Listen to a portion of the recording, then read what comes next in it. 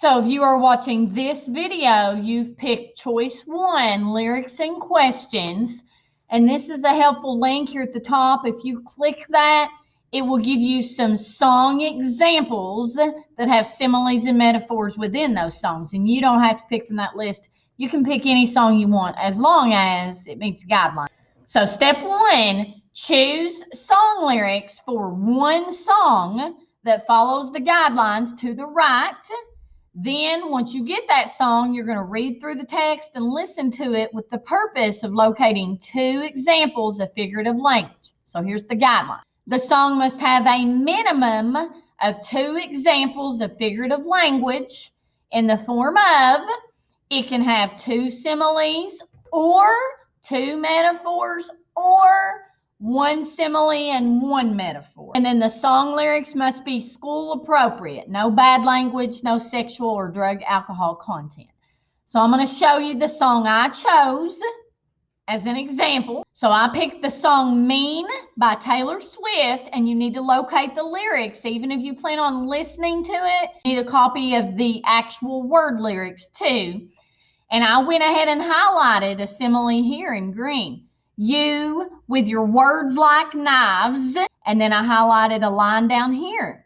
You with your voice like nails on a chalkboard. So these are my song lyrics. Now I've completed step 1. I've located song lyrics that has at least 2 examples of figurative language, and I both read through those lyrics and I listened to it.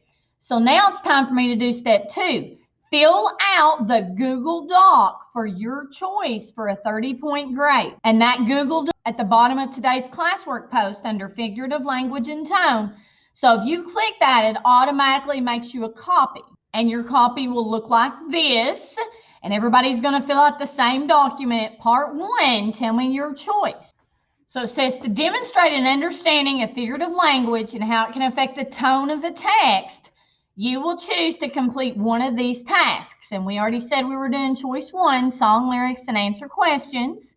So you're going to complete what's in yellow here. Type your choice in the blank here. We said we're doing choice 1 lyrics. It says if you chose choice 1, which we did, copy paste the link to the song lyrics, not a link to the audio version, but the actual words to the song.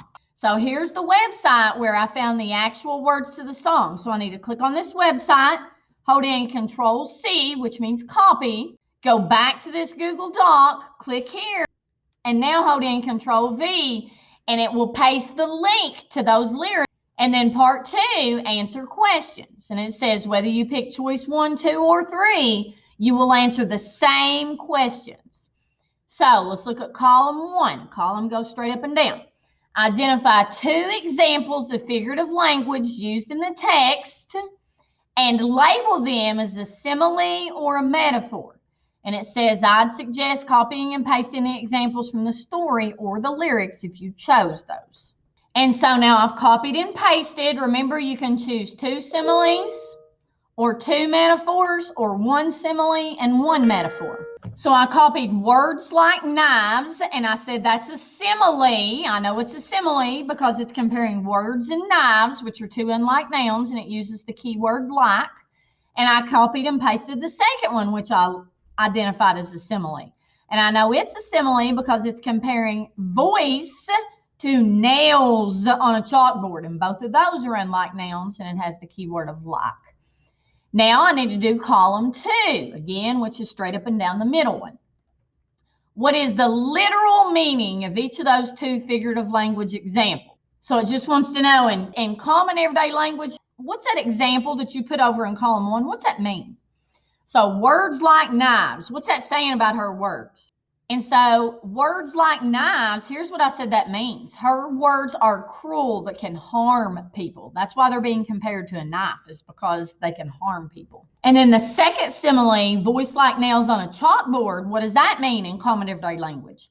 It's saying her voice is screechy and aggravating, because if you've ever heard nails on a chalkboard, it's screechy and aggravating. So now we need to do column 3, the last one, all the way here on the right.